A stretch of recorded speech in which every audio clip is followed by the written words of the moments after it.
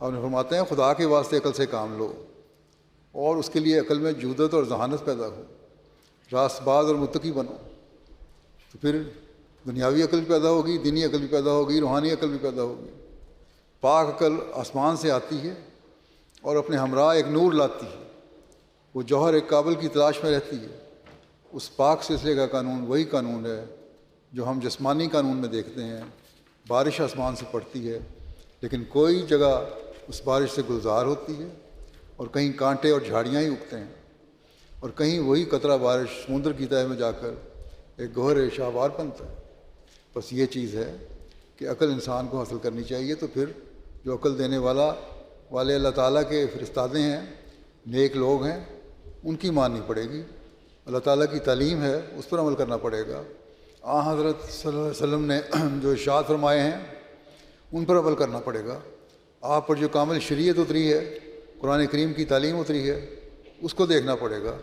اس زمانے میں مسیح موعود علیہ السلام نے ہمیں جو وضاحت سے کھول کر بیان فرمایا ہے اسلام کی تعلیم کے بارے میں، اس کو دیکھنا پڑے گا، تبھی ہم تقویٰ پر چل سکیں گے، اور تقویٰ پر چلتے ہوئے ہماری عقل میں بھی اور ذہانت میں بھی ترقی ہوگی۔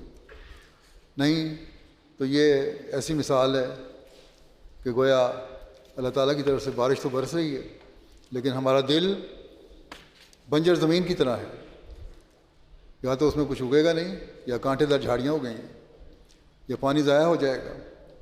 لیکن اگر ہمارا دل تقویٰ سے پُر ہے تو پھر ہم اسی سے وہ پھل اور مقصد حاصل کر سکیں گے جو ہمیں اللہ تعالیٰ کے قریب لے جانے والا ہو۔ آپ نے فرمایا اگر زمین قابل نہیں ہوتی تو بارش کا کچھ بھی فائدہ نہیں پہنچتا، بلکہ الٹا ضرر اور نقصان ہوتا ہے۔ اس لیے آسمانی نور اترتا ہے اور وہ دلوں کو روشن کرنا چاہتا ہے۔ اس کے قبول کرنے اور اس سے فائدہ اٹھانے کو تیار ہو جاؤ، تو ایسا نہ ہو کہ بارش کی طرح جو زمین جوہر قابل نہیں رکھتی وہ اس کو ضائع کر دیتی ہے۔ یعنی زمین میں اگر وہ طاقت نہیں، بنجر زمین ہے، خراب زمین ہے، تو پانی ضائع ہو جاتا ہے۔ تم بھی باوجود نور کی موجودگی کے تاریکی میں چلو گے۔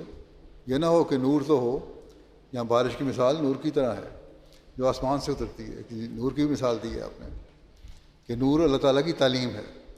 اس کی مثال بھی اس نور کی طرح اور بارش کی طرح ہے جو آسمان سے نازل ہوتا ہے۔ اگر تم اس سے فائدہ نہیں اٹھا رہے تو پھر تم تاریکی میں چلنے والے ہوگے اور ٹھوکر کھا کر اندھے کنویں میں گر کر ہلاک ہو جاؤ گے۔